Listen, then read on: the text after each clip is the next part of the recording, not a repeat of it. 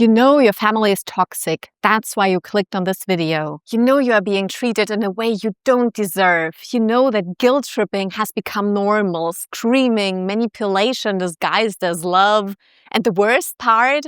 From the outside, you look just fine. And when you try to communicate, when you try to explain how you feel, when did you get so sensitive? I never said that. After everything I did for you, you are so cold-hearted. What kind of child treats their mother like this? You just want to see me dead, right? And my personal favorite, we're family. Forget your friends. We are connected forever by blood. Duh, duh, duh. And the next day, everything is fine. Trust me, I know exactly how this goes. My mother still expects me to drop everything and fly across the world when she calls. And when I don't, I'm the cold-hearted daughter who abandoned her family and just wants to see her dead. And here's what no one talks about. Part of you believes them. There is this doubtful voice. Maybe I am cruel. Maybe I am a bad daughter. Maybe I'm the problem. You're not. You're not crazy. You're not cruel. You are not the problem. That guilt you feel is not proof that you're wrong. It's proof that you are going against decades of conditioning. And conditioning feels like truth, even when it's not. Here is my issue with most advice about toxic families. People say, set boundaries, process your childhood trauma, heal your inner child. Cool, that's great, but when I'm facing this person or just thinking about it, everything I learned is just gone. When I'm on the phone, my hands and my voice are shaking. And then there are these expectations of how you have to treat your family. And what helped me in the end were 7 years of psychotherapy where I actually went to treat my eating disorder, but ended up talking about my childhood. Surprise. And in this video, I'm going to share the epiphanies that changed everything for me because they gave me the courage to change something and the power to stand up for myself. And I'm going to share what I actually do when I am in contact after several years of no contact. Watch until the end of the video so that when you choose to talk to that person or face your past, you are not catapulted into the helpless, innocent child that you once were, so that you can stay grounded in the adult you are now with the courage and power you already have. Quick disclaimer, I'm not a therapist and I'm not you. What worked for me might not work for you. But I remember desperately just needing someone to validate my experiences, because this feels like a secret, lonely, forbidden battle. But trust me, you are not alone. Let's get into it. Epiphany number 1. And this really put my whole childhood into perspective. I was always proud of being an independent child. I didn't need anyone. I could handle everything on my own. I passionately watched anime like Sailor Moon, Kamikaze Kaito-jan, Cardcaptor Sakura, teenagers saving the world alone or with their friends, but no reliable adults inside. And I thought, that is main character energy. That is me. Until my therapist, decades later, asked me this one question. Were there times when you allowed yourself to just be a child? To run to your parents and ask for help, to depend on them? And I sat there. I don't remember. I rarely had that. I was the adult. I was my mother's friend, her therapist, her servant, her emotional support. I was buying the cigarettes, the alcohol, prescription meds at the pharmacy. With a little piece of paper, everything was possible. But I rarely was just a child. What I called independence, that was a child learning that no one is coming, so I better figure it out myself. And I better do everything perfectly as expected so I'm not screamed at or hit. It wasn't independence, it was neglect. And I know some of you are watching and thinking, Marty, I turned out fine. I'm really strong because of it. And you're right. You are so strong. These skills kept you alive. And I'm not taking that away from you. But there's a difference between healthy independence that a child learns with the help of their parents, and abandonment that you learned to call independence. And when you see the difference, trust me, you will see your whole childhood in a new light, and maybe you will allow yourself to depend on and trust other people who really love you. Epiphany number 2, and this might piss some people off.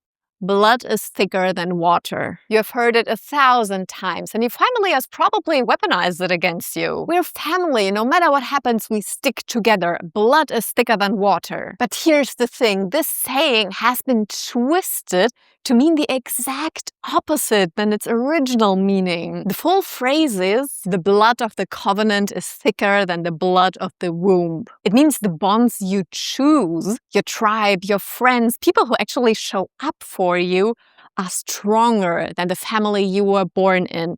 Let that sink in. In my family, this phrase was like a trump card. No matter what happened, screaming, insulting, throwing ashtrays, at the end of the day or the next morning. But Marty, you understand, we're family. In the end, we are there for each other. But here's what I learned, and it's a hard to swallow pill for them. Saying we are family doesn't undo the damage. It doesn't erase how they made you feel. It's just a way to skip accountability and keep you small, forever stuck in the child role. That is not family. That is a group of people using a label to justify how they treat you. Blood relation doesn't automatically mean love. It doesn't mean safety. And it doesn't mean that they have unlimited access to you. The people in my life who I actually come running for, it is not because of some biological obligation. It's because they have earned it. Because the relationship is built on actual love,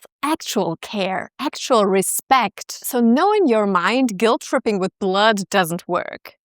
Epiphany number 3, and in many cultures, this goes against everything we have been taught. Repeat after me. You do not owe your parents caretaking when they get older. I know how that sounds. Cold, heartless, ungrateful. I can already hear it. But they raised you. They sacrificed so much for you. That's what children do for their parents. And I get it. In many cultures, that is the expectation. Children grow up, parents get old, children take care of their parents. It's the circle of life. But here's what I learned in therapy that changed my mind completely and that I have to remind myself of again and again as time progresses. That is not the natural order. Look at nature. Look at animals. The role of parents is to raise the child until the child can survive on their own, and the child then leaves the nest to build their own life. The child doesn't come back to feed the parents. That's not how it works. Of course, in functional families, making that choice out of unconditional love and gratitude, that's a whole different matter. That is beautiful, but there is nothing to expect. My mother probably expects me to take care of her when she gets older, because that's what she did with her mother, at least in her last year. But here's what's interesting. She never really took care of me. Yeah, she provided food and shelter, but that is not care.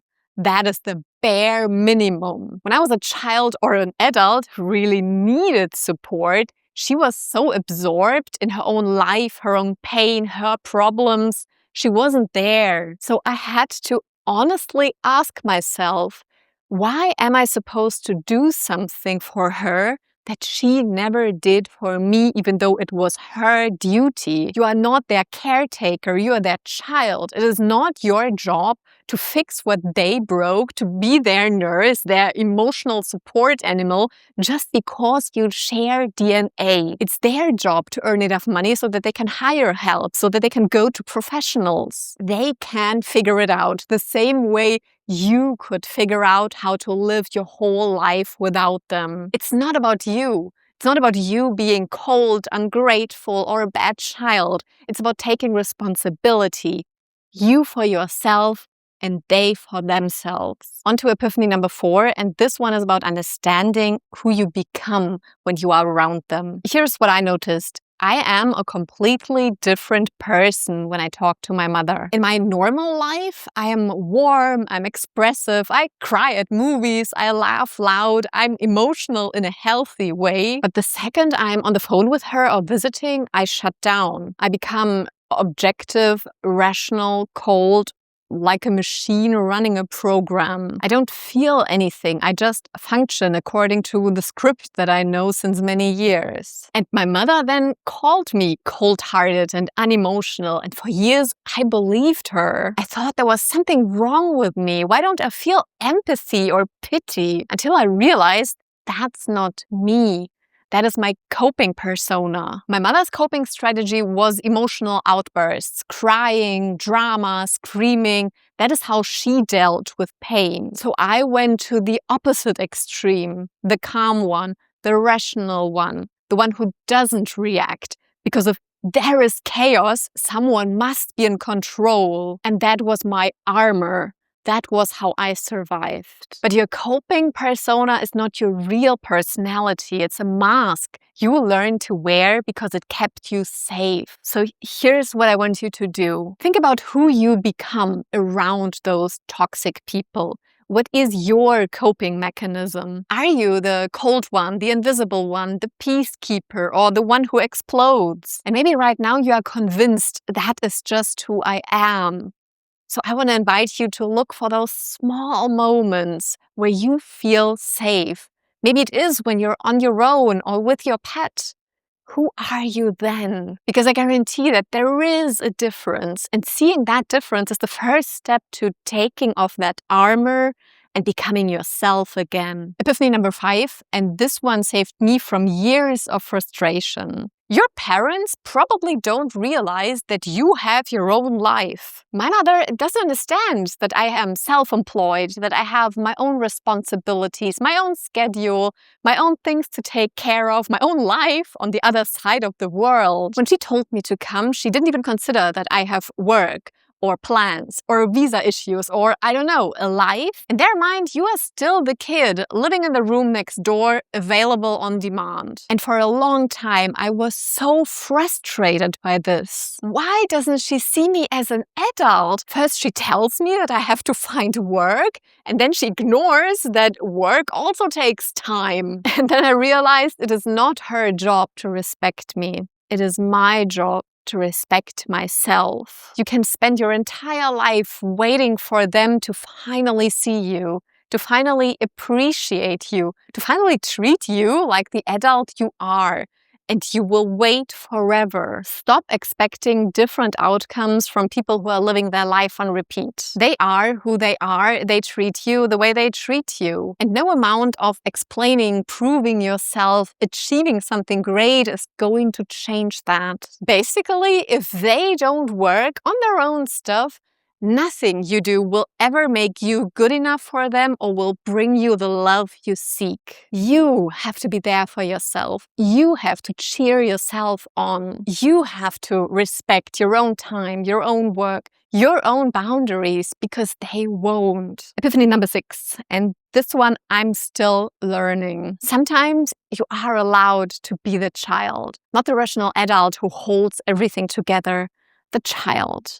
Let me explain. Because of my background, psychology, coaching, and all the self-development work that I did, I learned how to communicate with appreciation, non-violently, giving people space. And additionally, my coping persona is to stay calm, to not have emotional outbursts. So with my mother, I kind of started being the coach when I should have been just the daughter. When she would say something hurtful to me as an adult, my response was to be objective, detached, to ask thoughtful questions, to try to shift her perspective, to be the bigger person. But my therapist had to remind me again and again, you are not the psychologist of the family. You are not the mediator of the family. You are not this positive, objective, always smiling, untouchable person. You are the child in this dynamic. And as a child, you are allowed to have an opinion. You are allowed to have emotions and not be perfectly composed all the time. Mom, you're being egoistic. You don't see me. I hate it when you talk like that. When you said that, that really hurt me. And I know that this is not for all coping personas, but if you learned that emotions are dangerous, acting like that will feel terrifying. It will feel like if you let them out, you become like them. So you rather stay the robot. But what happens when you suppress these childlike emotions for too long? You get sick. Depression, burnout, anxiety, whatever form it takes, your body keeps the score. So I had and have to really learn to let that child out sometimes. Not to fight and argue, that's not what I'm saying, but to allow myself to feel angry, to feel hurt, to express it. So look at your own life. Where were you not allowed to exist and act as a child? Epiphany number 7, and this one brought the biggest healing and was the hardest at the same time. You do not have to stay silent about what happened to you. For decades, I kept everything inside. I never told my mother how I experienced my childhood. I didn't talk to anyone. Still, part of me wanted that she knew about my experience, about my reality. But therapy taught me I don't need her to hear me. I need me to hear me. I wrote a letter addressed to her by hand, 9 pages long. I wrote just in I language, not you did this, you ruined my life, you're a terrible mother. But this is how I experienced my childhood. This is what happened to me. This is how I felt. I described the moments we shared, but from my perspective, as the child I was, from the limited understanding that I had back then. The nights I cried myself to sleep, my comfort plushie all wet, the fear when she came home drunk, the times where I had to carry her to bed, not knowing if she will wake up the next day, but I had go to school the next morning, desperation, suicidal thoughts. And then, and that is important, I wrote what I wish our relationship to be from now on. I wish we could have positive conversations. I wish you would be happy and grateful when I'm there and not angry when I am not. And then there was this moment at the post box. I was shaking. Everything in me was screaming, Marty, you cannot do this. This goes against everything. The silence. Who do you think you are? And I took all my courage together and put the letters in. And the second they fell down, I immediately wanted to reach in and pull them out. But what's important when you do this, you cannot control how they react. I had 0 expectations. I sent the same letter to my grandma and she wanted to mend things and just forget everything. And my mother didn't react at all. She gave me silence for over a year. But that didn't matter because I finally told my truth. So if you have been silent your whole life, if you have been protecting them, protecting this image, swallowing your pain, I want you to know you are allowed to speak. You are allowed to share your truth. You are allowed to write this letter, even if they never respond the way you hope. My partner didn't want to write, so he recorded an audio with everything that's happened to him, burned it on a CD and sent it to his parents. Because this isn't about them. This is about you finally freeing yourself. These epiphanies I just shared took years to really get, even after psychotherapy. But as you know, understanding isn't enough. So this chapter is now about the how, about the practical shifts. What you can actually do before, during, and after contact to protect your peace and stay in your power. Because knowing you deserve better means nothing if you can't act on it. And shift number 1, and that is the most practical thing that I learned, you prepare before the conversation. Not during, before. Here is what used to happen. My mother would call, I would pick up, and within seconds, I was in my detached objective mode. And then I would spend hours or maybe days spiraling, replaying what I said, what she said that hurt me. Does that sound familiar? So here is what I do now, and that is how you get your power back. Step 1 is control the timing. You are not on call for them. You don't have to pick up every time they call. After I moved out, my mother and grandmother would call all the time, and past Marty would always pick up. But new Marty stopped answering. Instead, I texted her, "Good morning, I will call you back tomorrow at 1 p.m. Let's talk then." That's it. I set the time, I took control. And sometimes afterwards, I locked my phone away or gave it to my partner. Because if I have it, I would check obsessively. Did she respond? Is she angry? What's happening? But nobody benefits from you driving yourself crazy. And step 2 is prepare for the worst case scenarios. You know this person. You know what they are going to say to hurt you. You know the phrases that make you freeze. So what I want you to do before the conversation is to write them down and prepare responses. When she's enraged, my mother says things like, "You just want to see me dead. What kind of daughter acts like this? Don't you love me?" These phrases are designed to make you defensive and to make you give in. So I prepare a response. Just something that keeps me grounded in that moment. If she says, "You just want me dead," I'm ready. "Are you dead right now? We are talking. You are alive." Or, "It hurts when you say something like that. Do you really think so? Why are you saying that?" I'm not taking the bait and arguing, but I'm also not rationalizing everything. And step 3 is plan what you do after the conversation. The conversation will end. And if you don't have a plan, you will just sit there spiraling and feeling bad. So decide in advance, what will I do afterwards? For me, I just go on a brisk walk and process everything and let it go. The goal is to return to your own life, not to stay in their energy. And you know what? Even with all the preparation, all the therapy, my hands were shaking during the call. My voice was unsteady. I was sweating. But now I know this is not a weakness. This is a good sign. It means you are not a machine anymore. You are not numb. You are feeling it. You are fighting for yourself. So prepare, control the timing. And if it feels hard, you know you are doing it right. Shift number 2 is dealing with people who don't understand. Here's what happens when you start setting boundaries with your family.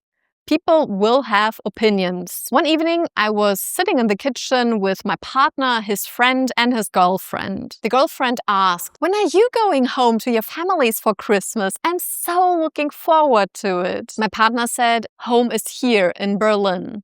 I won't go to my parents. I broke off all contact." "Oh, that's such a pity. I hope you fix things fast with your parents. They must be so sad. I'm sure they love you. They're family. You only have one." She didn't have a clue, and it hurt. The reason I tell you this story is that part of you already feels guilty. And now somebody else is confirming that. When someone says, "I hope you fix your relationship," they are projecting their own experiences on you. Maybe they come from a family where fixing things is easily possible, where love is unconditional, or maybe they are sugarcoating the trauma that they actually have from their childhood and they think it's normal. So you have 2 options. Option 1 is the emotional response. You don't know what you're talking about. Not everyone has a loving family like you. This is honest. It shows them other realities. It might open an honest conversation, or you might be feeling shitty afterwards. And option 2 is the boundary response. I appreciate your concern, but you don't know my family. What works for your family doesn't work for mine. Thank you, though. This is harder and it requires composure and practice, but it protects your energy. Either way, remember this: their opinion doesn't hold any weight. They haven't lived your life. Even if you look fine, they don't know what happened behind closed doors. The people who matter will understand. And now the last shift number 3, holidays and visits. And this one is short, but a game changer.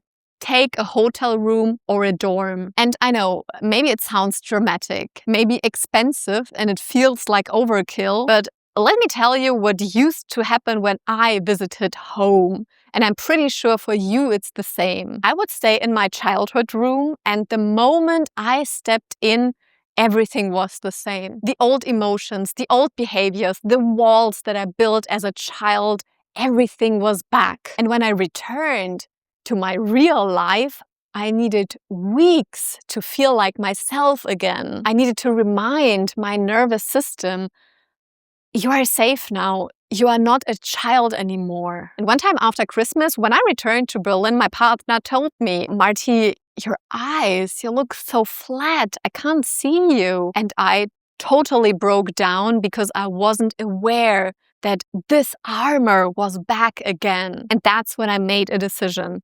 I take a hotel room when I return because I deserve to have a safe place to retreat. And the change was massive. You won't believe it. I wasn't available as soon as I woke up, but we set a time when we meet. And before that, I just lived my life and did my own thing. I was an adult, a guest, not the child trapped in her old room. And the same with holidays. I stopped coming for Christmas because Christmas always meant crying and screaming under the disguise of tradition. The point is, you have more control than you think. You don't have to do things the way they have been always done because that is what family does. And that is all that I wanted to share with you. I know this video is heavy, and I know that some of it might have hurt to hear. And I know that watching a video is totally different from standing in front of that person. But here's what I want you to take away. You are not crazy. You are not a bad child. You are not a problem. You are courageous to face that guilt, because that guilt means you are breaking free. You are unlearning decades of conditioning. You are rewriting the rules that were carved in you as a child. And give yourself grace. This doesn't happen overnight. But every boundary is set. Every time you choose courage, you are building your own life. And one day you are going to look back at this version of yourself and you're going to be so proud that you became the person you needed when you were younger. You are not the black sheep. You are the one who broke the cycle. That makes you the GOAT. And if this video helped you, let me know in the comments. Tell me if you can relate. I read every single one. And if you're going through this right now, if you're in the middle of it, crying, doubting, shaking, wondering if you're doing the right thing, I see you. You got this. I believe in you. And I'm really glad you're here.